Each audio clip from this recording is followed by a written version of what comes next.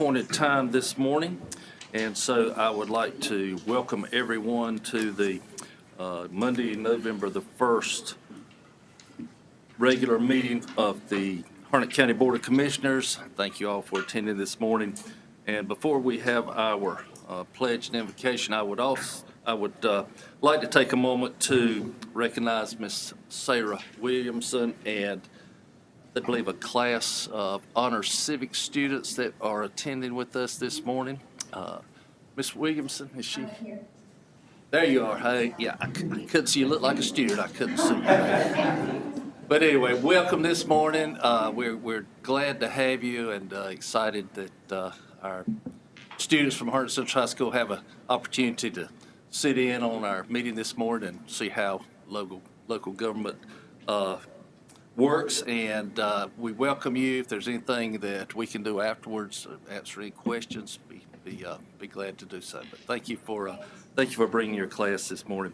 And this time I'll recognize Commissioner Matt Nickel to have our Pledge of Allegiance and invocation. Please stand. Pledge allegiance to the flag of the United States of America and to the republic for which it stands, one nation, under God, indivisible, with liberty and justice for all. Let us pray. Heavenly Father, great architect of the universe, before we can begin to ask you for anything, we first must thank you for all the blessings that you have bestowed upon us. Lord, please lay your healing hand on all those that are affected by sickness and those that are in pain today. Lord, be with our first responders, our law enforcement, and our military, for they are protecting and serving and sacrificing so much for us. Lord, please be with this Board of County Commissioners today as we meet in order to make the best decisions for the county and its people. We ask all these things in your name. Amen. Thank you, Commissioner Nickel. At this time, we'll consider any additions or deletions to the published agenda. Wood, you have anything? Okay, hearing none, we will move on. We will consider the approval of the agenda as published. Do I hear a motion that we approve the agenda as published? Mr. Chairman, I make a motion that we approve the agenda as published. Thank you, Mr. Witherspoon. Do I have a second? Second, sir. Thank you, Mr. Johnson. All in favor say aye. Aye. All opposed? Motion carries. Next, we have the consent agenda. Do I have a motion on the consent agenda? Make a motion that we approve the consent agenda as published. Thank you, Mr. Witherspoon. Do I hear a second? Second. Thank you, Mr. Nickel. Any discussion? All in favor say aye. Aye. All opposed? Motion carries. This time we'll enter our time for public comments. Our public comment period is limited to a minimum of 30 minutes.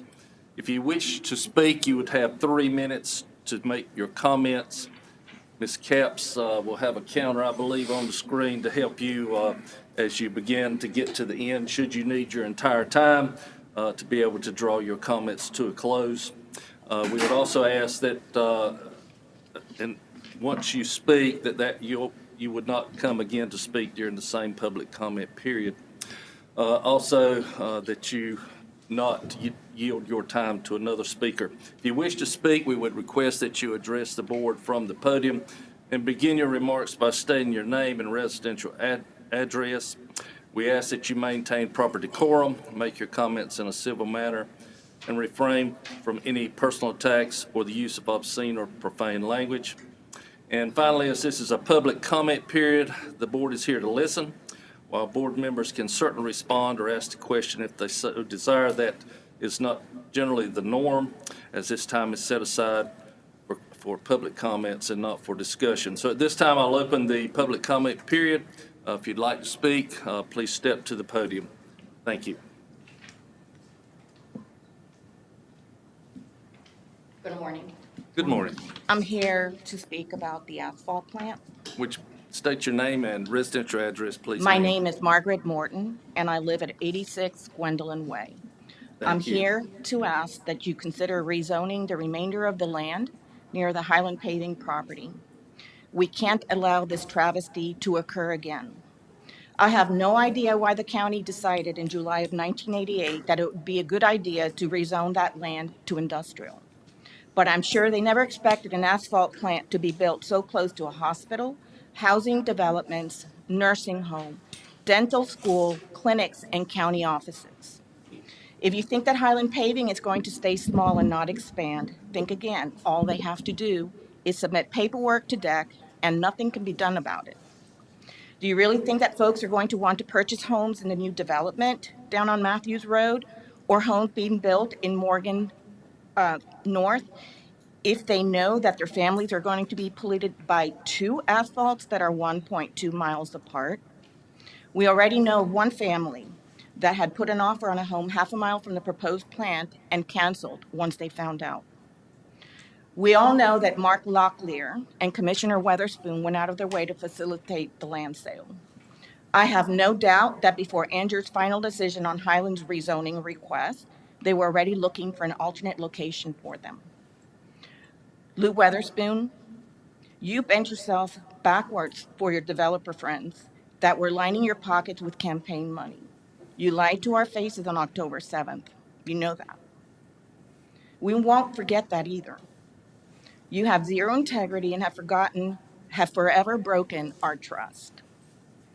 Also, let me clarify to you and everyone one thing. We're parents and we're grandparents who may or may not be crazy liberals. We don't care. I can almost guarantee that most are Republicans in our group. We are nonpartisan folks who are concerned about the health of our families, our drinking water, our businesses, and property values. We are determined and very vocal, and we're not going to go away. If there's anything political of our group of 587 as of this morning, is one thing. We all agree that you will never get our vote again, regardless of what seat you run for, and we certainly won't be quiet about it. Thank you. Thank you. Anyone else?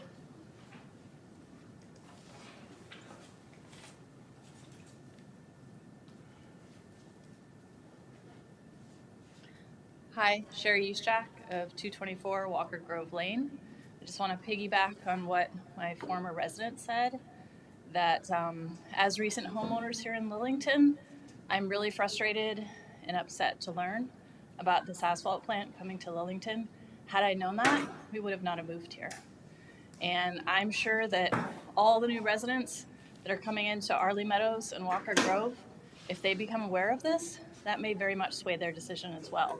Because the environmental impact on our health, you can't put a price on that.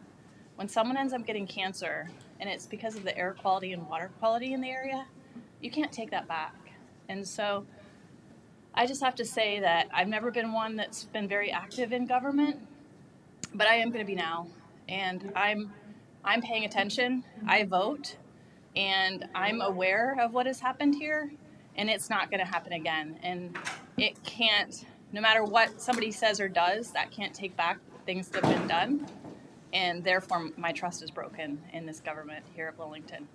And just want to say that I'm paying attention. I know a lot of others are.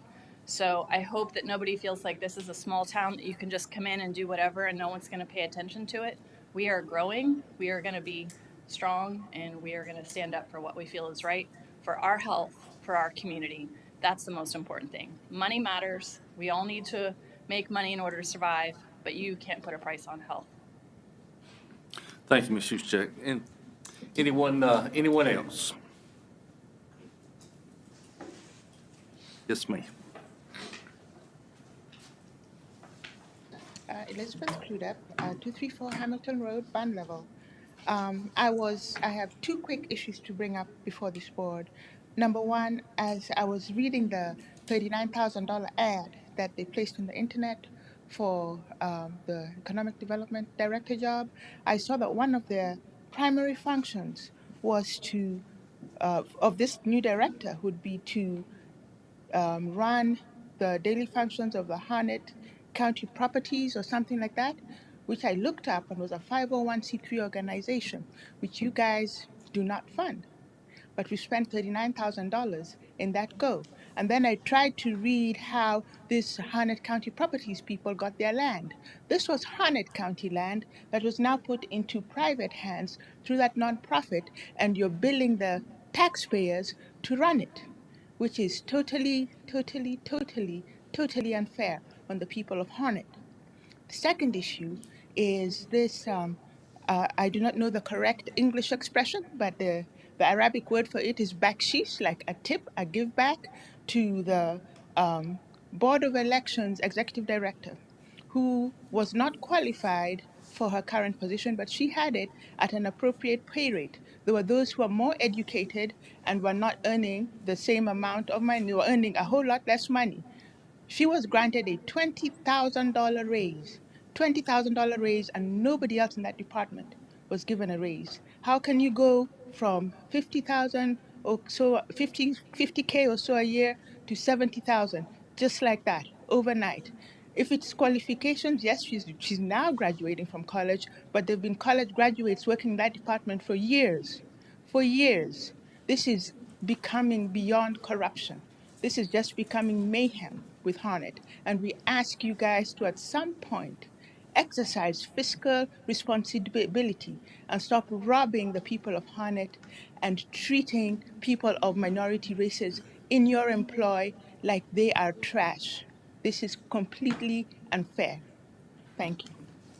Thank you, Ms. Kruger. Anyone else? Seeing no one approach the podium, we will now close this time of public comments, and we will go to the next item on our agenda, which would be appointments. Mr. Weatherspoon, you have. Mr. Chairman, we have some appointments today. Ms. Tracy Honeycutt with the Harnett County Home and Community Block Grant Committee has asked or has requested that Alan Longman be removed from the committee due to inactivity. The last meeting attended was August 23rd, 2018, and I include that in my motion. Also, the town of Angier has requested approval of Haley Plumley's appointment for a 2-year term to serve on both the Angier Planning Board and Board of Adjustment. This term will be October the 12th of 2021 to December 31st, 2023.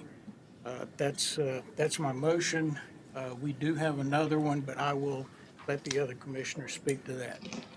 Thank you, Mr. Weatherspoon. So we have a motion on those two items as mentioned by Vice Chairman Weatherspoon. Do I hear a second on that motion? Second. Thank you, Commissioner Nichol with the second, and Commissioner Johnson. Any discussion? Okay, in that case, all in favor say aye. Aye. All opposed, motion carries. Okay, and we also have another vacancy to the Juvenile Crime Prevention Board. I believe there were 4 applications for that position. If I'm correct, Vice Chairman Witherspoon. That's correct. Ashley Vest from District 1, Nate Hanley, District 3, Deborah Girardi, I probably butchered that, District 2, and Ronnie Pleasant, District 3. At this time, I'll open the floor for nominations to fill that position. Mr. Chairman, I'd like to nominate for District 2, Juvenile Crime Prevention Council, Deborah Chiavetti, Norwood Drive in Lillington. Fill that position, please. Okay, so we have a nomination for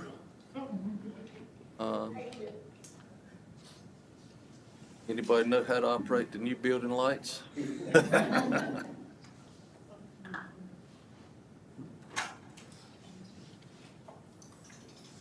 Thank you, Ben. Mr. Chairman, Commissioner McCoy. I would like to nominate Ashley Best. Okay, Commissioner McCoy's nominated Ashley Vest, District 1. Any other nominations?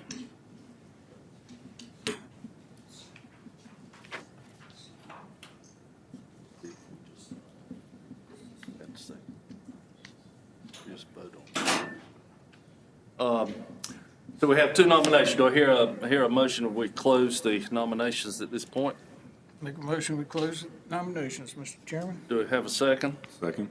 We have a motion from Commissioner Witherspoon and a second from Commissioner Nickel to close the nominations. All in favor say aye. Aye. All opposed? Motion carries. So we have in nomination for this position on the Juvenile Crime Prevention Council, Ashley Best, District 1, and Deborah Girardi. How'd you say that, Mr. Johnson? Chiavetti. Giaretti, thank you. I didn't mean to put you on the spot. District 2. All right, this time we'll go for Ms. Giaretti. All in favor, say aye. Aye. So it'd be Mr. Johnson, Mr. Nicholspoon, Mr. Witherspoon, and Mr. Nichols. Is that correct? Yes. Okay. And then for Ms. Vest? Aye.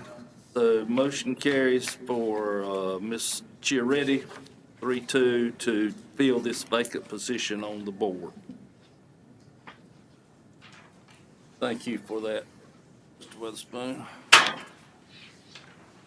Okay, next we have a public hearing for 2022 schedule of values. As with our public comment period, once Mr. Tyson gives us a little summary on this proposal, if you wish to speak at this hearing, we would ask that you again come to the podium and address the board and begin by stating your name and residential address. We would also ask that all comments be related to the subject of this hearing, and that you, again, maintain proper decorum, make your comments in a civil manner, and refrain from personal attacks or the use of obscene or profane language. Mr. Tyson, we'll let you give us a little summary, and then we will open the public hearing. Thank you. Thank you, Mr. Chairman, and the board as well. We're here today to hear from the public on the proposed schedule of values that will come into effect January 1 of 2022. This is required by statute that we have this public hearing. The schedule of values itself has been in our offices, available to any of those folk who would like to take a look at what we have here. We're required to have this public hearing at least 7 days before the period of time in which we'll ask you to adopt the schedule of values. Right now, we'll hear from the public today. I'll make sure that any of the information and questions that they have will be responded to. Also, on the 15th of November, we'll be asking that you adopt these particular schedule of values, and that you will give us an order so that then after that we have about 30 days that we have to hold for appeal to the Property Tax Commission in Raleigh if folks still have any questions about what we have. Again, the process that we have here, we value properties in the county at 100% of the appraised value. So these schedule of values help us determine not only what the property looks like and how we go about assessing it, but what the values will be for the next 4 years. So it's an important piece of information that we have here. So that's what I have. I'm happy to hear any other comments or questions about that. Thank you, Mr. Tyson. Okay, at this time I will call into session the public hearing on the schedule of values. Anyone who would like to speak, you may make your way to the podium at this time.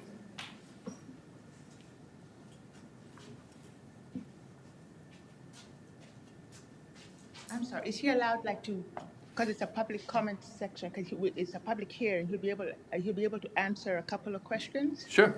According to the economic development plan, it says here that a 15% reduction in the property value tax rate. We're currently at 75 cents per $100. of the assessed value. They recommended it to be changed to 0.6375 cents. Let's say it's like 64 cents per $100, and that is a drop in tax rate. Is that what the evaluation currently, the paperwork you're going to vote on the 15th entails, or could he just explain that for those of us who will be writing the check? Sure. I'll come up here and stand by you. Yes, Okay, please. so we can hear. Now, may I look at that real quickly? What's that, what this is saying is that every quarter, we submit, and by that I mean the tax department, submits to the North Carolina Department of Revenue a sales ratio report. And do you see that sales ratio? Yeah. Do you see this information here? It says sales ratio study. What that sales ratio study, it does not have to do anything at all with what we actually tax here in the county. What it does, it shows how our sales versus what we should be appraising at is working. For example, you have immediately after your reappraisal period, January 1st of 2022, will be exactly at 100% of the appraisal value of the properties around here, because we have done this whole reappraisal process. We've come up and we have determined exactly what 100% will be. Then immediately after that, every quarter after that, we'll be looking at the sales ratio study. Sometimes our values will be dropping. Sometimes our values will be increasing. And what this is saying here in the economic development report is saying that based upon our sales ratio studies since the last reappraisal, we're tracking at about 85% of the value. That's what we're taxing on, the assessed value of 85% of the value, not 100% of the value.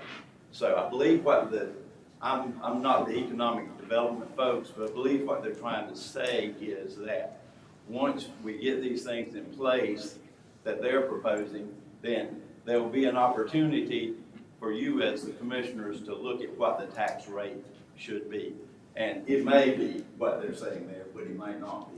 So It would be nice. Yeah. This would bring economic development to Harnett County, it says, because it would make us the second lowest rate in the area. And again, that's not something the tax department can do. That will be on the commissioners for, for their consideration. Thanks for your consideration, the plan, economic development, lower the tax rate. Thank you, Mr. Credit. Anyone else?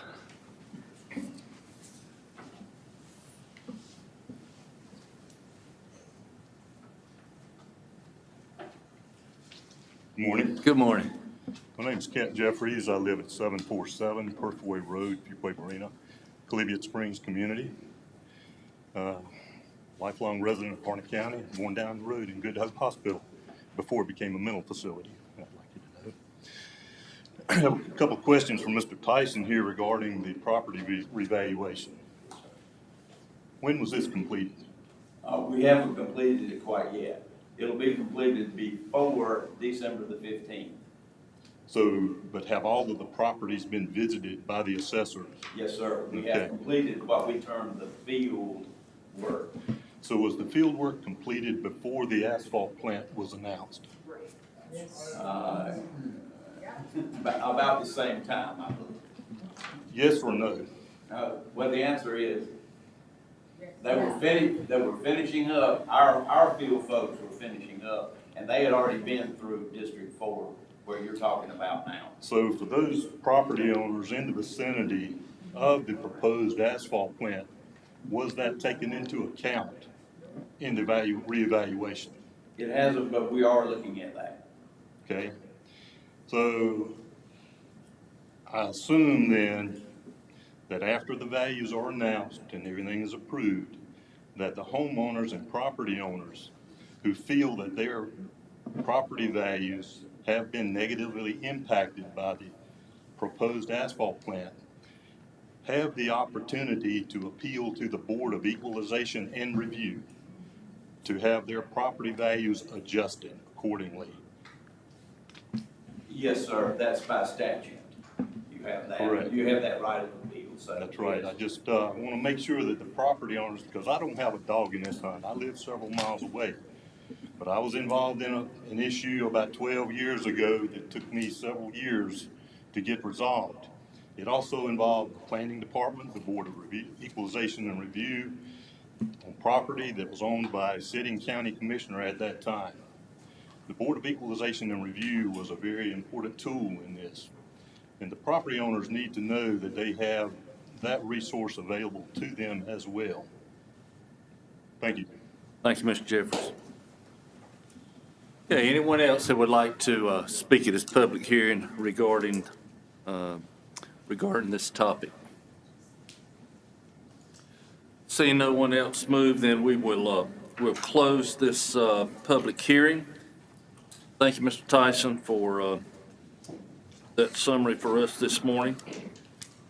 Next on the agenda, we have a public hearing for the proposed facilities rental policy. And before I open that public hearing, let me allow Mr. Haney to give us a brief summary of those discussions that have been going on for quite a while, I believe. And then once he finishes that, we will open up the public hearing for comments. Yes. Good morning. And questions. Following this information was presented to the board along with a draft policy and staffing recommendation at your last work session. During that meeting, you brought up some comments of things that you would like to see or kind of clarify in the policy. I want to go over those since those have changed since last week. They're in your packet, but I did want to, for public benefit. And then I had a conversation with one of our nonprofit organizations, a gentleman with the Rotary Club, regarding some of their concerns, which I think prompted the public hearing, and want to recommend a couple of changes related to that I think we'd like to bring to your attention. First, on page 1, there is a piece about Parks and Recreation staff being authorized to reassign scheduled events as needed in order to accommodate the needs of the county. We've added language stating that this would only happen in times of extraordinary need, such as following a hurricane, that type of event, and that it is not intended to be a common occurrence and shall be avoided to the extent possible. The next page, under item 4, we will allow scheduling requests to be made less than 2 weeks prior to the date of use in the event that staffing is available to accommodate those requests. Number 11, talking about food not being permitted in the RCL training rooms by non-county applicants. However, it may be consumed in the non-carpeted areas outside the training rooms. We've added that language in to spell that out. Additionally, I'm recommending a couple of changes. One is to number 9 regarding decorations. After a conversation, we would allow decorations, but none in a manner that could potentially cause damage to any surface. There was some talk about what could be mounted to the walls, and if it wouldn't damage the walls, then we have no issue with that. And then finally, number 15, there is language currently that says no charge shall be levied by the user against their participants except that amount necessary to cover costs incurred, and it is not the purpose of this policy to allow individuals to rent facilities for personal profit. I was concerned, and after having a conversation, thought that this language could restrict the current ability of nonprofit organizations and civic organizations to hold fundraising events in the commons, and obviously our goal was not to limit anybody further than what was already allowed. So recommending adding the language that however recognized 501c3 and civic organizations are permitted to hold fundraising events in the commons area to raise funds for their operations and programs. And those are the recommended changes you have before you. Thank you, Mr. Haney. Any questions from the commissioners regarding those changes? I think we had discussed most all of them with the possible exception of the last one at our work session. I guess the only question I would have, the staff will verify these organizations are 50C13 organizations and not, in other words, ask to see that paperwork. Correct. At so the we'll time of have that. application, that will be part of that discussion. All And right. obviously, if somebody presents once, then we know they are. Okay. Any other questions anyone has? Mr. Chairman, I have, Commissioner McCoy? did we decide on the time that, rent, a person could rent, organizations could rent the governmental complex? Did we decide the official closing? Talking about time? the hours of use? The hours of use? Yes, ma'am. The recommended policy states that it can be used between the hours of 8:30 a.m. and 10 p.m. Monday through Saturday. Now, I did have a discussion regarding, I think it was the Cornelius Harnett Gala that ends later than 10 p.m. And in those situations, that would be a request that would be made to the county manager, who could exempt and override that part of the policy. Okay, so that means that other organizations could discuss that with the manager and. Yes, ma'am. When somebody applies for use of the space, they would state their need, and if the need was outside the policy, that would be something the county manager could authorize. Okay, just wanted to make sure, because it seems that some events may last longer than 10 o'clock, because by 10, you have to clean up and everything and be out of the building. So I think that's just not enough time for some organizations.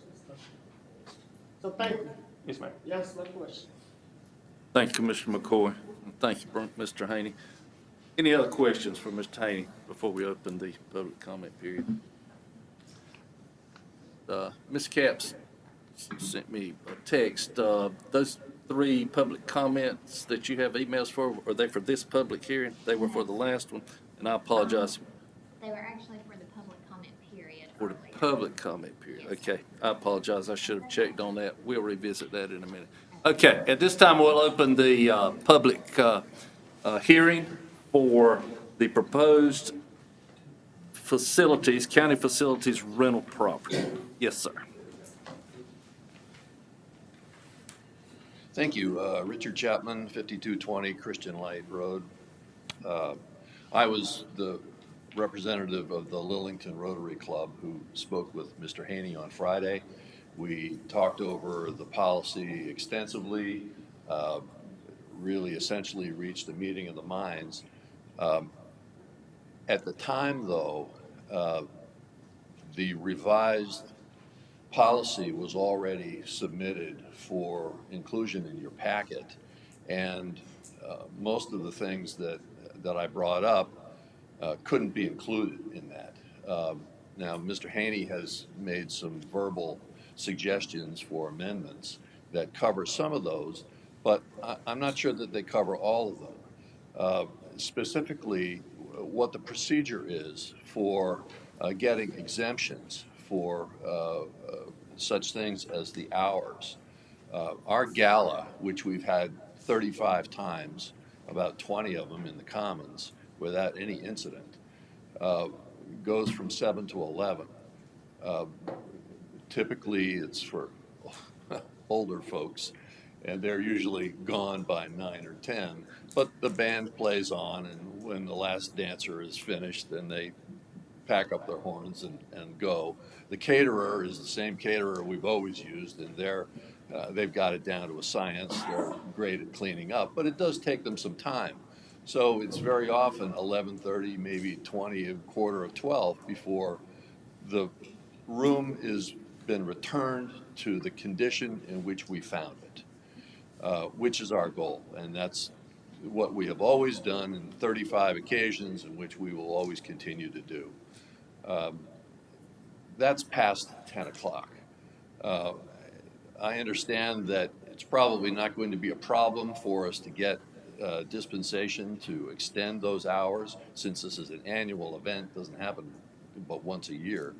But still, there's no process, no procedure in the policy that would state how this would occur. And in fact, would it be the county manager who would do it, or the county manager's designee? Would there be any appeal? Could it be reversed at any particular time? I'm just not sure that the policy is finalized to the point where we can hold it up to the public and say, this is it, this is what we got. Now, I realize that this is becoming tedious because you have had to look at this thing since July, and you're probably tired of it. You just want a policy in place, and I don't blame you. But you also have to remember that since 2011, there's been no policy enforced, and things have been fine. By Mr. Haney's admission at the work session, there have been no incidents or abuses that need to be acted upon. So what's the rush? I think we can get a policy together that clearly makes it clear to all parties concerned, not just us, what they need to do, when they need to do it, how they need to do it. I would also point out too that you're on the verge of hiring an AV person, and with personnel comes equipment. So it's probably likely that as you hire this individual and he or she takes hold of the AV systems in the Commons, that's going to change. In the past, we've borrowed a microphone and a set of cables from the county, plugged it in, and run a PowerPoint through it. I would expect that on February 12th, which is when our next gala is scheduled, it might be more sophisticated than that. And we'll have to use the AV person and pay whatever the appropriate fee would be. That's fine. But there's a lot of moving parts to this whole policy that are still uncertain and still going on. The language here that says the decorations have to use the approval of the county fire marshal, I can't believe the fire marshal is going to show up on February 12th and look at table displays. That strikes me as ridiculous. Number 15 has been fixed. I think that's great. Let's see. I think those were the two major ones, but it amounts to, I think, the need for some revisions such that we have a complete, finished policy that can be made available not just to our organization, but any other organizations. Oh, one other thing too, the policy stipulates that you can't make a reservation except 6 months ahead of the actual event. And I see no reason why for an annual event that's necessary. Surely you don't have to wait till June to know that Christmas is December 25th. You can make that kind of reservation well ahead of time, and it gets on the books, and I don't think interferes with anything. So little things like that. I applaud Mr. Haney's resolve in trying to accommodate our requests, our needs, trying to get a difficult policy hammered out. This is just not an easy matter. And his conversation with me on Friday was fabulous. I mean, it was cordial. We had a meeting of the minds. I feel confident that we can work with the county, and the county feels confident it can work with us.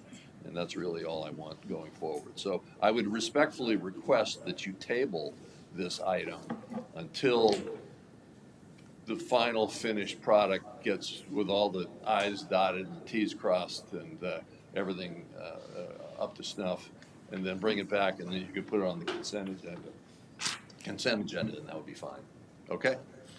Thank you, Mr. Chairman. Questions I can answer about our gala? I hope to see you all there. It's February 12th. That's Valentine's Day weekend, and it'll get you off the hook for a Valentine's Day gift. I can assure you that Ronnie has kept me well informed of the delays, so thank you. Okay, thank you. And I do appreciate those comments, Mr. Chairman, and that is, and I will say that I don't really believe that, and if I misspeak, someone else can certainly chime in, but I don't think we're in any rush, so to speak, because we want to get it right. And as you said, things have gone well without really much guidance for a number of years. What really brought this topic to our attention was this building and the training rooms downstairs. And as you've made your comments, it's made me think that there might be some difference between some of our other facilities and this facility and that type of planning, because obviously an event on a night is not going to conflict with a county, probably a county function, which is what we've tried to ensure the county functions have first priority to the training rooms downstairs, things like that. So as you said, very complicated issue, a lot of things to try to work through. So I appreciate you bringing those points up to us this morning. Any other commissioners have anything to respond to Mr. Chapman's comments? Anybody else? Thank you, Mr. Chapman. Anybody else have any comments you would like to make on this policy this morning? Okay, hearing none and seeing no one move to the podium, I will call this public hearing closed. Mr. Haney, thank you for that. Thank you for those revisions, and I think we probably just need to take the comments and take those suggestions you've come up with this morning, put it back on the next work session agenda to look at. I don't believe we're and of course it didn't call for, we have to wait a period of time anyway, but I think we do need a little further discussion. Anyone feel differently on that? Okay, yes, let's do that, Mr. Haney. And thank you again, and I also want to applaud you for your hard work on this issue. Okay, item 9, motion on proposed staffing requests for the, that would be associated with implementing this policy once we get it developed. Mr. Haney. Yes, and the discussion at the work session was that, obviously if the policy is tabled, then this would also be tabled, so we can certainly bring that up when the policy comes back before the board. Okay, sounds good. Okay, next item, update on American Rescue Plan funding. Mr. Haney, Mr. Wood? Well, this will be kind of short. We just wanted to make you aware. I think we mentioned it at the last work session. Our original plan was we were going to try to put the ARPA money into our capital improvements program and plan all of it together. That is not going to work out because one of the biggest things on the ARPA money is the pot of money that the state will have for its ARPA money. We know what we're getting, but we still don't have clarity on one of the components, largest components of what we were going to use some of that money for on our money. We don't have a state budget yet, so we don't have any clarity on what they're going to allow and what the pots of money will be that we can go after. So the CIP is due to you November 9. We probably are going to need to back that up a week, maybe 2 weeks. But even with that, my recommendation to you now is that we split them off. In other words, we would do the ARPA money separate from the CIP. It looked like back in September that we might be able to combine them, but with all these delays on the state budget, with the delays on clarity from the U.S. Treasury Department on what the final guidance is, we're just not in a position yet to do the ARPA. Now, the ARPA funds, just to remind you, you have about 4 years to do the planning on that. It's not actually, the deadline for that is actually December 31 of 2024 to do the planning and allocations. So there's really not a rush on that, and therefore we would recommend that you split that off from your normal capital improvements program. And so if y'all are in agreement with that, we'll move forward on finishing up the capital improvements program, bring that to you. You typically adopt that sometime in November. Then we'd be back on schedule. Then you'd start your operating budget process, I believe, in December or early January. So we would be on schedule for everything else.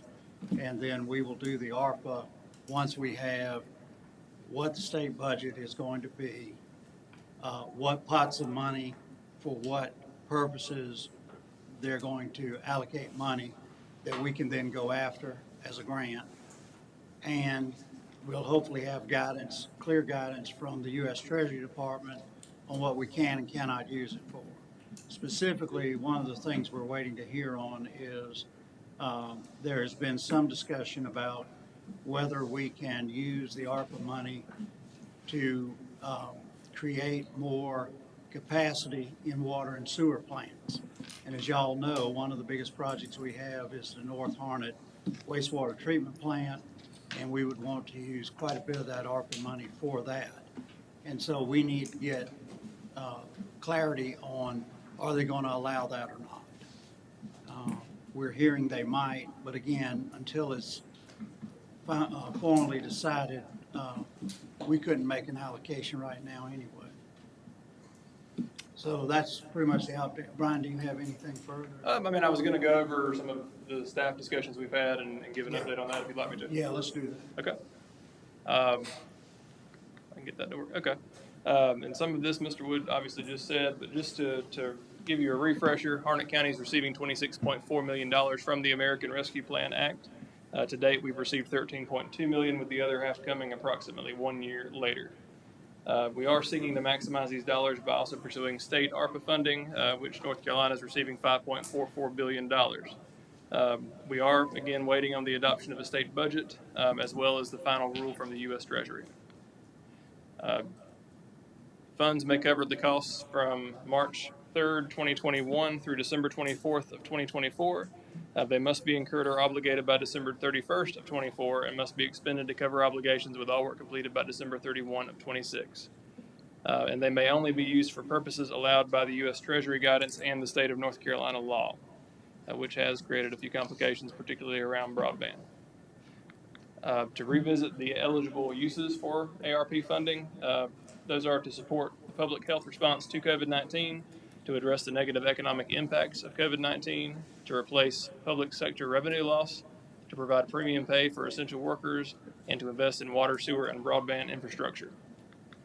As an update, the U.S. Treasury has released a statement noting that the final rule would not be published until this fall or sometime after that, and that the interim final rule, which we currently have, will remain binding and effective to determine whether uses of funds are eligible. So basically, if you use any funds for a means consistent with what's in the interim final rule, you will not be penalized for that use in the event that were to change as a result of the final rule. Additionally, there is federal legislation, Senate Bill 3011 of the State, Local, Tribal, and Territorial Fiscal Recovery, Infrastructure, and Disaster Relief Flexibility Act. It has passed the Senate and would allow counties to allocate up to $10 million of their ARPA recovery funds for the provision of government services without having to, basically with no strings. Any public purpose you could use that for. And $10 million or 30% for infrastructure-related activities authorized under existing federal service transportation laws and projects eligible under the CDBG program. That has passed the Senate, and a companion bill has been introduced in the House. Were that to pass, it would make it a lot easier for us to use that $10 million on general government items that the board sees fit to use them for, rather than having to follow very strictly the guidelines of the American Rescue Plan. Similar to what we did to free up those funds from the CRF that we did last year. From the reporting standpoint, our interim report was submitted October 21st. Staff has attended the UNC School of Government Basics of ARPA course, which provided an overview of ARPA, including reporting requirements and eligibility. That ended last week. We've also been attending virtual ARPA office hours, and we are meeting internally to discuss potential uses of ARPA funds with a team that includes county management, finance, legal, and budget. Part of that discussion has been to review some potential uses that we've identified that these funds could be spent on, and I'd like to just bring them to your attention for any thoughts and consideration you have. At this point, we have not determined that all of these are eligible, but these are just our brainstorming session. Under the first heading of COVID-19 response, additional cleaning for facilities by custodial staff. This is something that has been going on and has been necessary due to the pandemic. This funding could be used on vaccination programs, expenses, communication, and incentives for those. For paid sick and family medical leave, the current paid sick and family medical leave that the board authorized to continue from the CARES Act expired June 30th.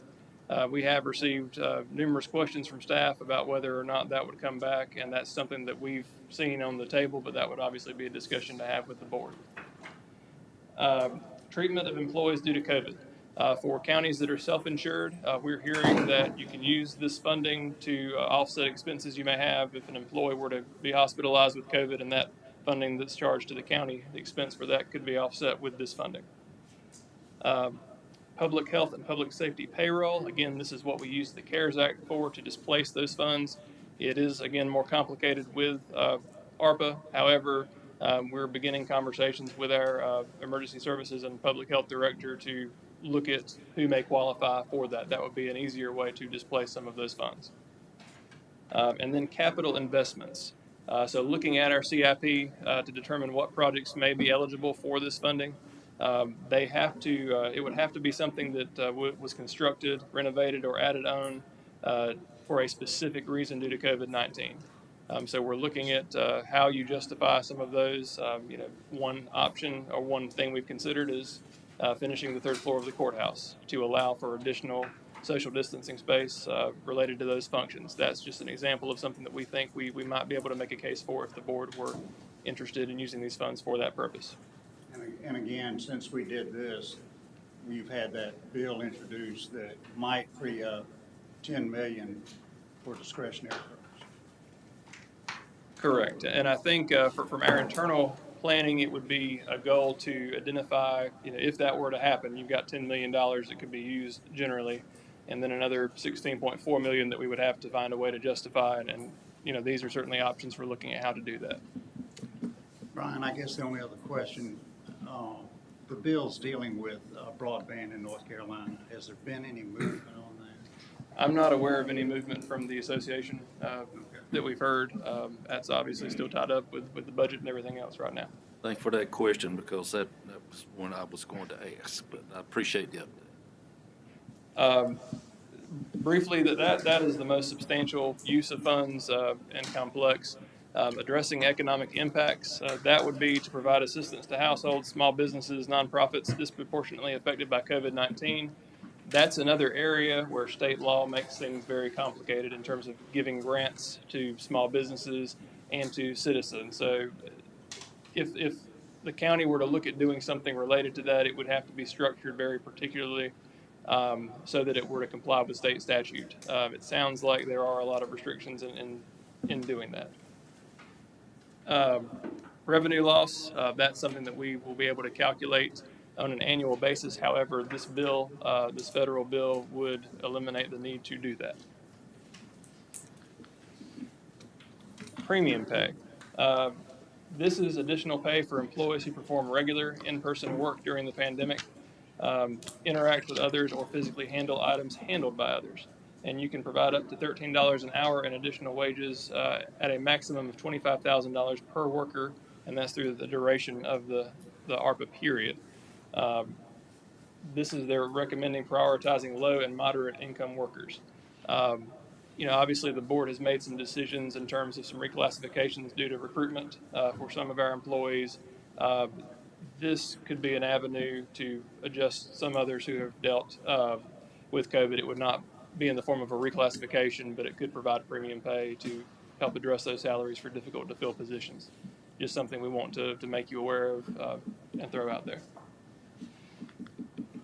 And then finally, infrastructure, water, sewer, and broadband. With broadband, again, we're awaiting authority from state statute to be able to use this funding for that purpose. For water and sewer projects, they must qualify as eligible projects under the EPA's Clean Water State Revolving Fund or Drinking Water State Revolving Fund. They may not be used for general growth projects.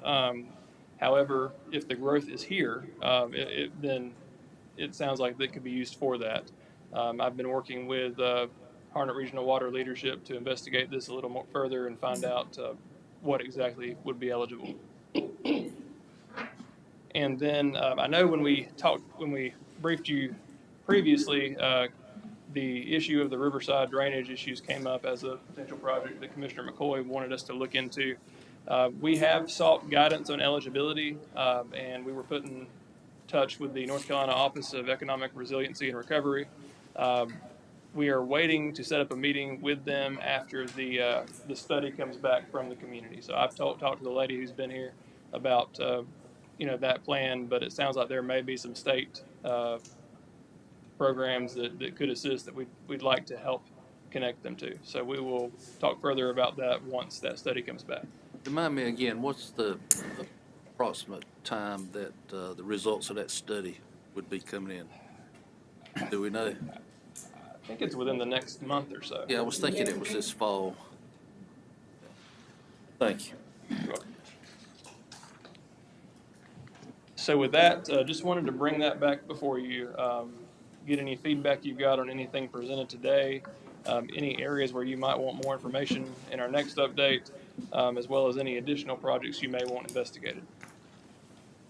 Ron, I have a question for you. 2 or 3 pages back, you were talking about maybe some money for renovating existing buildings. Yes.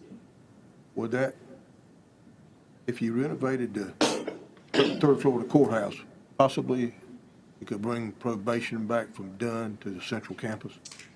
I think our recommendation for that, obviously that space was built, more than 20 years ago. We would like to complete the space needs assessment to determine what the best use of that space is, but obviously that would be a function that would be considered in that study. Okay. And I'm not sure that particular use of the space would qualify for this funding, since it wouldn't expand the court's current capacity in terms of space. I would say that once you do that study and you identify if you need it for court space, I would highly recommend you continue to use it for court space, because all of the support personnel, the clerk of court, her entire office is over there. And so you would not want to split off courtrooms to other locations if you could avoid that.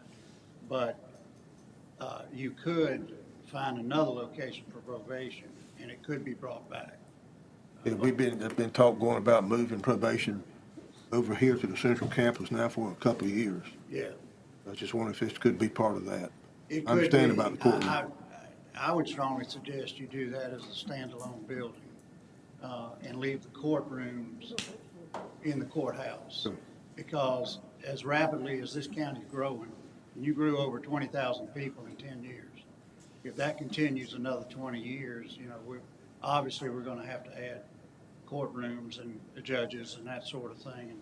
And with that kind of growth rate, I would think you want to keep that 3rd floor primarily for the expansion of the courts. And then if this type of COVID stuff continues, you've got to have it for the spacing as well.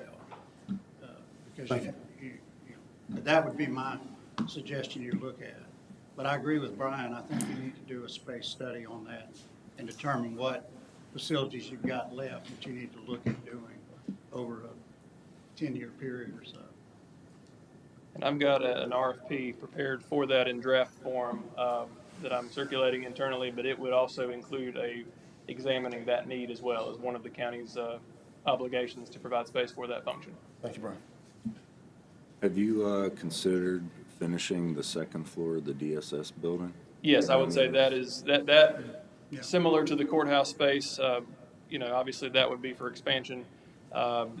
We're looking at the possibility of trying to justify that for ARPA funds as something to bring back to you for consideration. But yes, that is included in that. Because we feel like very strongly that's ARPA related. I mean, that's definitely been affected during COVID, so. Right.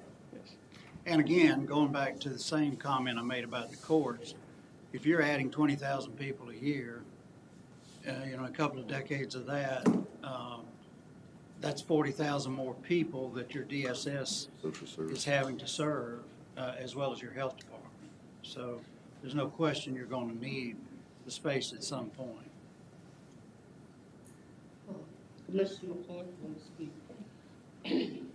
At the rate that land is being absorbed by contractors here in Harnett County, I don't foresee us, I don't know when we're gonna be able to, secure a space for, that building. And I know that it's needed, but land in here in Harnett County is just being so absorbed by all of these contracts. Another thing I wanted to express, thank you for thinking about, trying to find funds for the Riverside area. But we have other areas in Harnett County, distressed areas that need help too. So I know our discussion is farther down the line, but I want us all to keep that in mind. And I don't really understand why we gotta wait so long to start talking about what we're gonna do with this ARPA money. Because it's been a long time, the time has passed, as it is. But I understand what you're saying, Mr. Wood. We gotta wait and see what the state funding is gonna be. Also, I'm glad to hear that we can use some of that money for our employees. That is a real need in this county. Our employees are underpaid, I think. And that would help alleviate some of that problem. And that would help alleviate so many of our employees leaving. Because we are beginning to be a training base. And what I mean by training, it costs money to train people, constantly train people. So I'm glad you had that in your report. And believe me, I do hope that somewhere in that report, and not in that report, but in that funding, we can give some relief to some of the small businesses in this county. That to me is an important area too. Because there are a lot of small businesses that took a lot of loss since this pandemic. I was thinking this morning, the pandemic has affected every area of our lives. And some of it will never be made up. We'll never be the same. But if we have funds coming in from the federal government, let us all try to use it in the best way that we can use it for Harnett County. Water, building another water plant is going to be most important for us. Infrastructure, as far as infrastructure, is important. And broadband, we gotta find a way to use some of that money to put broadband all over this county. That is a need, especially for our children that are in school. It's a need for economic development growth here in this county, which we are trying to move towards that. I'm not against economic development growth. I'm for it. But let's do it all in the right way. A right way and a healthy and safe way for our constituents here in this county. So Harnett County is moving. And let us continue to move it in the right way and in the best way for the citizens of this county. Our county employees is very important to us. So I'm hoping that, I don't know if we can do it any sooner, Mr. Wood. I am hoping that there is some way we can work that out. Well, as soon as, our intent is as soon as we know the rules, yes, then you guys can start making some decisions. Well, so right now, the best we can do is basically what Brian is doing, is trying to make a collection of what the possibilities are. And some of these, we still aren't 100% we'll be able to do them. But if we're in doubt, we're keeping it on the list until we get these final rules and know what we've got. yeah, thank you. So we're trying to cast a wide net right now Right. and look at anything. So again, if y'all have any projects you want to add to this list, just let Brian know, because he's keeping the list for us on that. And Brian, I do want to say, thank you. I think you have done a thorough job of staying on top of it by getting the necessary information to share with the commissioners and to share with the public of this county. Thank you very much for that. Well, thank you. We've got a team of employees that they're working on it, so it's a lot of moving parts and a lot of different expertise coming to bear. I would like to follow up on one thing Ms. McCoy mentioned, and you had mentioned a few slides earlier, about the money that could be used for employees, if you will. And I know, I won't say it set up to $13 an hour. My question is, can that money also be used for a retention / recruitment bonus of county employees rather than an hourly increase? And you may not know that, but, I do not know that yet, but yeah, but put that question on the list. And the reason I say that, I mean, I'm all in favor of raising hourly wages, but there's going to be a point where this money's going to run out. And, once you increase that salary, you can't back it up. And so there have to be some provision going forward so that it doesn't fall on the taxpayers to provide once that money runs out when it's not there. You know what I'm Yes, saying? and to your point, we had looked at the reclassifications that had been given and whether that could be covered with this funding. However, because that ups the base pay of the employee, it doesn't qualify. So this premium pay would be above the base pay. So you would not reclassify an employee if you were to do this. You would just provide premium pay on top of that. So I think Right. to your question, I believe that's Sounds more like what you're asking. that might qualify if that's Yeah. the purpose. Yeah, and that's what we were looking at. I do think it can help you as far as, while you wouldn't include it in the base pay, what it would allow us to do is address some of these lower paid situations, but it would be temporary. Because as you said, this money's gonna be used up in about 4 years. But that would buy you some time for your revenues to grow, and then hopefully we can address it on a permanent basis with Going forward. reclassifications at a later date. Okay. And that would allow us to do it quicker. And I think we're saying the same thing. We're looking Okay. for a way to do that. Right.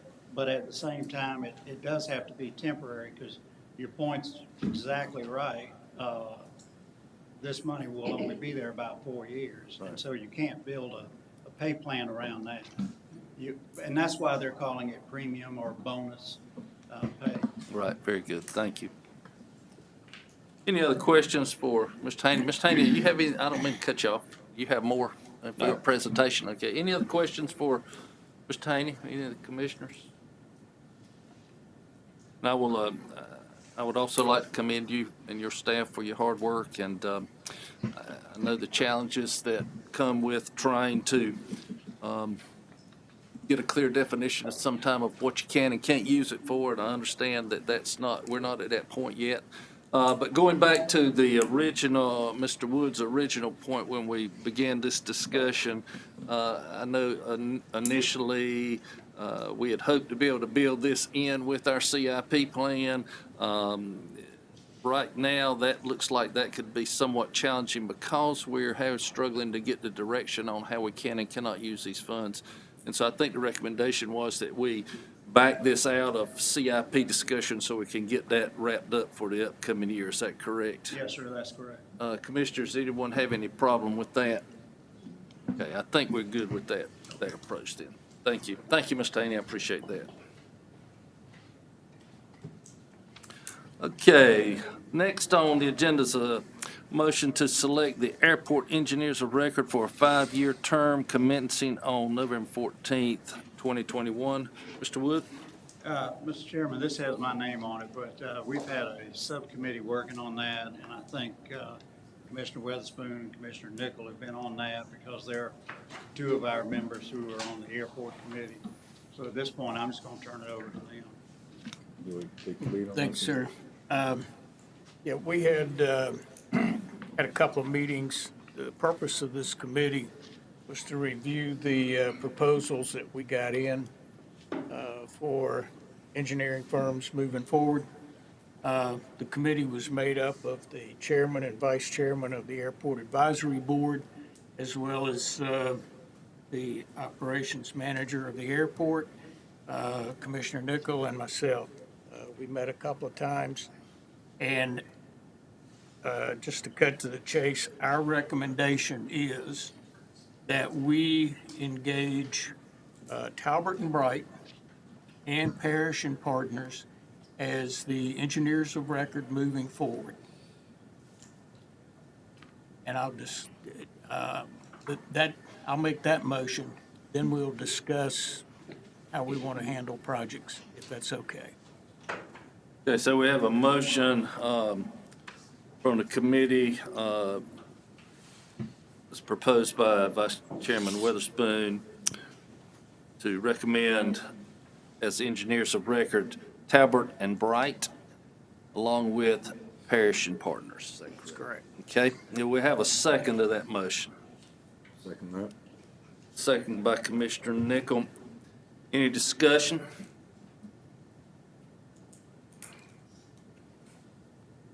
Okay, hearing none, all in favor say aye. Aye. All opposed? Motion carries. Okay, the second part of this, actually, I believe this is item Yeah, 12. next item, yes, sir, you may proceed on. We have a number of projects going on right now at the airport. And the recommendation of the committee is that Talbot and Bright do no more work on the master plan, that they complete the apron expansion. And we also recommend that Parrish and Partners begin work immediately on the airport layout plan, the ALP, and carry that through FAA approval. We also recommend that Parrish and Partners begin working immediately on the project concerning new hangars and all associated work that goes along with that, some of which is, has been discussed in closed session, so I won't go into the details. We also recommend, and I make a motion, that Talbot and Bright do the construction, they go out for bid, finish up the plans, go out for bid to bring them, get them 100% and get the final cost estimates on the construction of the new terminal, that Talbot and Bright do the construction administration, and Parrish and Partners do the construction observation. Second. Okay, we have a motion and a second. Let me see if I can make sure I understand the motion. So, please correct me if I'm wrong, but I understand that the motion is that Talbot and Bright would continue and complete the apron project, Correct. that the master plan would be put on hold, Correct. that Parrish and Partners would begin work on the airport layout plan. And I believe the reason for that is it's been determined that the airport layout plan is higher priority at this point than the master plan, okay? And as far as the airport terminal project, that Talbot and Bright would continue with the construction administration, and that Parrish and Partners would be involved with the construction observation. And Talbot and Bright would work with the Wilson Group, the architects, to bring the plans up to 100% complete and get bids on all phases of construction. Okay, so included in that construction administration for Talbot and Bright would be working with the Wilson Group, who are the architects on the terminal. And that, and another would be that Parrish and Partners would begin immediately working on design, land acquisition design, and moving towards construction of new hangars. Right, I did not include that, and you did mention that, I apologize. So Parrish and Partners will be involved with the construction of new hangars, land acquisition, et cetera. Correct. Ms. Capps, did you get all of that? Yes, sir. You are very good, better than I. Any questions? Let me get, you'll say, we've got a motion, say, yes. Commissioner McCoy? You have presented this to the airport board, right? They approve all of this. No, ma'am, this has not gone to the Airport Advisory Board. Uh, Excuse me, the chairman and vice chairman were on this, on this committee. And we're reporting back directly to the Board of Commissioners for approval of this recommendation. The part about the engineers of record, that was not voted on or presented to the advisory board either. That came directly from this committee, directly to the Board of Commissioners. The problem we have is our airport board only meets quarterly. We had to make a decision on this EOR by the 13th. And so our feeling was we would have representatives off of their airport board, which we had the chairman and vice chairman, and then we had our two representatives who are on that board, and that's Mr. Nickel and Mr. Witherspoon. So are you saying that the board don't have to approve any of this? I mean, airport board doesn't have to approve? The advisory board, It would, if they did, it would be an advisory opinion, and you would still make the decision.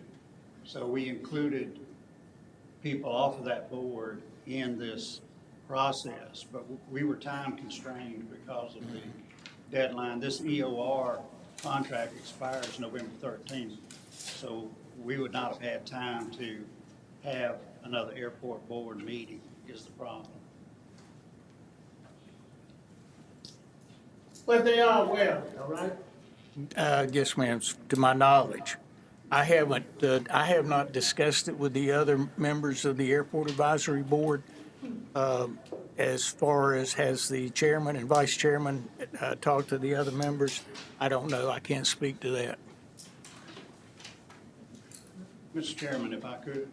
Yes, sir, Mr. Wood. I'm in agreement with everything they're recommending with one exception, and that is when I met with you and Mr. Weatherspoon on Thursday, if y'all recall, I said I was going to check with Talbot and Bright because they subcontracted the terminal to the Wilson Group.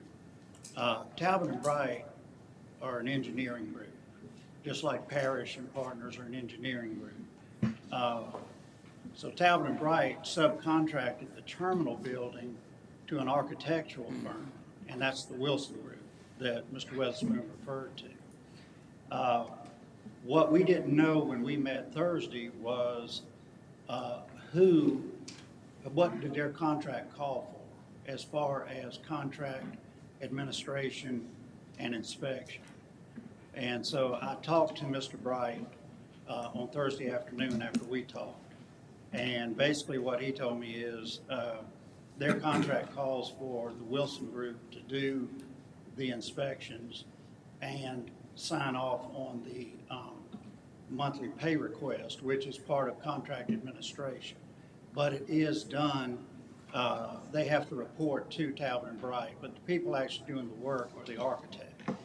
And that also means that if you had a request from the contractor for a change order, that their contract calls for the Wilson Group to review those and make a recommendation to this board as to whether or not you should accept that or not. Is that for a construction change or a design change? Well, it's both. So the architect has to sign off on both? He has to sign off. He gives you a recommendation on any change order that is requested. And the contractor can ask for a change in the amount of time. He can ask for a change in design, and a change of equipment, for instance, to substitute one type of piece of equipment for another. Any of those are change orders. And in a typical construction project, the design firm is the one you go back to get a recommendation on what to do that. I believe y'all do that with your schools. That's what I am familiar with that process, yes. And one other thing I did want to mention is we're recommending on staff that you also do what you did with this building, and I believe the chairman mentioned that they do this with school construction, and that is we have a construction staff here, and we also have, as y'all know, building inspectors, electrical, plumbing, all of that, we used them, they did the daily inspection on this building. And I believe the chairman, I don't want to put words in your mouth, Brooks, I believe you said y'all basically do the same thing with your maintenance staff. We do. When you're building a new school. So the only thing I would suggest to this board is you might want to change the one part and just say that the construction, administration, and inspection would be done by the Wilson Group. Because if any issue comes up, parish is going to have to go back to them to review it because they're the ones who did the plans. And so I would just suggest you cut the middleman out and keep it to where the Wilson Group does that, because that's what their contract with Talbot and Bright contemplated and included in there. They'll be the ones reviewing it. Our people will also be reviewing it. Now, I want to be clear about one thing. The architect is your agent on the job. And so our people who go out and look at it daily, just like the schools do, they cannot give instructions to the contractor. Only the architect can do that because he's your agent. If our people find something they think is wrong, like something's being installed incorrectly or it's not the right carpet or whatever, they are to report that to the architect. And then the architect takes it from there. And he sees that because he's making sure they're building it according to the plans which he drew. And he did all of the specifications on it. And so, again, my suggestion to you would be keep the construction administration and all the drawdowns, the monthly drawdown and pay request and inspections with the architect. Because the person who does the inspections is the one that would be reviewing the pay request. And I believe that's how you're doing it on your jobs as well. So that's my one suggestion. Everything else, I'm very comfortable with what the committee's recommended. Mr. Chairman, based on Mr. Wood's recommendations and concerns, I make a motion that we table this until we can have another meeting of the committee, have a special called meeting of the advisory board, and come back with another recommendation. Yeah, Mr. Wilson, would you be willing to withdraw your original motion? I'm making a motion to table it. Right. Could I make And that takes precedence. All right. Just to remind you, now, we did the part about the Yes. record. We did. We took care of the. That's took the care of one that. with the time That was frame. my only Right. concern. Yeah. Right. I'm Yeah. fine. Yeah, So we're we do good have there. some time to discuss these other Yeah. points, I believe. I think that makes sense. Okay, so Commissioner Witherspoon's made a motion to table. Do I have a second? Second. Mr. Nichols seconds. Any further discussion? All in favor, say aye. Aye. All opposed? Right thing to do. I'm sorry, Ms. McCoy. I said, I think it's the right thing to do. Yeah, thank you for Thanks for that. the motion. Thank you. Okay, motion carries, and then we'll just wait for you all to meet with your committee and Mr. Wood and come back with us with the final decision on that. Very good, thank you. And the time constraint is off because you did keep Talbot and Bright as an engineer of record. So we don't have to worry about these projects lapsing. Yeah, thank you, Mr. Wood. Okay, next is the county manager's report. We have the two things that are included in your report. The one other thing we wanted to mention is, just to remind everybody, we have scheduled a public hearing on the 8th at 9 a.m., and that's on the redistricting maps.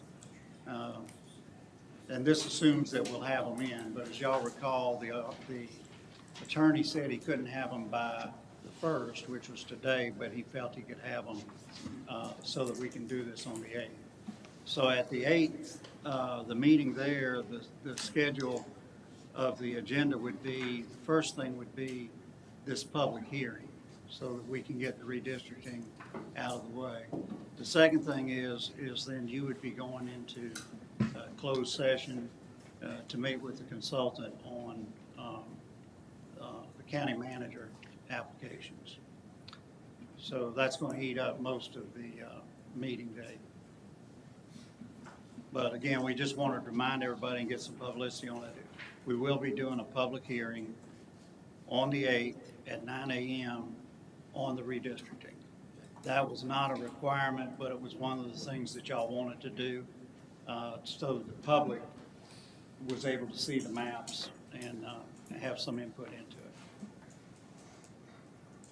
Thank you for that, Mr. Wood. As I'm sure most everyone knows, we are up against a deadline on the redistricting, which was complicated by census numbers and the delay in them coming out. But we are going to try to squeeze a public hearing in on this topic so that everyone will have a chance to express your opinions on that. Okay, that brings us to new business. At this time, I would like to ask Ms. Capps to read the 3 email comments she received for public record into the minutes, since I neglected to recognize you before we closed. Can I sit here, or would You may like me? sit there. Yes, ma'am. Okay, thank you. Okay, the first one was submitted by Bruce and Alicia Crandall of 111 Dogwood Lane, Lillington. It says, members of the board, specifically the ones who put together this absolute destruction of our local environment. Please know we will not give up this fight. We love this area and its natural beauty and will not let you destroy it. One member in particular, not naming any names or pointing fingers at any one person, but he made it clear he does not care about Lillington, the Cape Fear River, or the people he pretends to represent. Claiming to bring jobs, this plant will eliminate jobs such as local restaurants, antique stores, river tourism, etc. All very safe jobs that will be replaced by dangerous, dirty, and illness-inducing jobs. An investigation needs to be done to focus on the improprieties committed and follow the money to see how much profit was made by pushing through permits and representing a company that will continue to benefit a politician and his family, but not this community, town, or county. If any of the board members would like to join us at our next protest, we would be happy to have you. The second one was submitted by Miss Rebecca Blair, 816 South Main Street, Lillington, North Carolina. Thank you to Mr. Weatherspoon and Miss McCoy for answering my email. No one else took the time to acknowledge my concerns. I have a few questions and comments. Is anyone inspecting to make sure silt fences are in place at the building site? Is there a plan in place where this area floods? If not if, but when. Where will our drinking water come from? 3, the trucks working on the plant are traveling Matthews and Trips roads at unsafe speeds. Can this be monitored? I would like to see the study on 2 asphalt plants less than 3 miles and the resulting air quality. This is a huge mistake made by the county, and we the citizens will hold you, our commissioners, responsible for all repercussions in the coming years. Thank you for your time. And then there was one from Jody Rock, 605 Ruth Circle, Fuquay Varina. Because of the potential of the Cape Fear River being polluted by the contaminated runoff from Nils Creek, it's necessary to be proactive now to prevent harmful side effects not only to the ecosystem of the river, but the possibility of drinking water being affected and resulting in harmful side effects in babies, children, and adults. It doesn't take long for the pH level to change in a body of water over an accumulation of time. Because it is not tangible to the eye, everything appears to be okay, but it's rarely the case. Whole ecosystems are destroyed by pH changes and blue-green algae blooms that occur in fresh water when contaminants are introduced. You only have to look at Florida's red tides and algae blooms that are a problem because of fertilizer and chemical runoffs in the water that have changed and damaged the wildlife in that ecosystem. We can't afford to ignore that it will most likely or most probably occur in a matter of time, and we need to be proactive now to make sure it doesn't. Thank you for your consideration. Thank you, Ms. Capps, for reading those into the minutes for us. Thank Any you. other new business to come before this body? Do we have a need to go into closed session? Yes, Mr. Commissioner Chairman. McCoy, thank you. Okay. I move that the board goes into closed session to discuss certain personnel matters. That is my motion. Thank you. Do we have a second? Thank you, Mr. Johnson. All in favor, say aye. Aye. All opposed, motion carries. At this time, the board will move into closed session.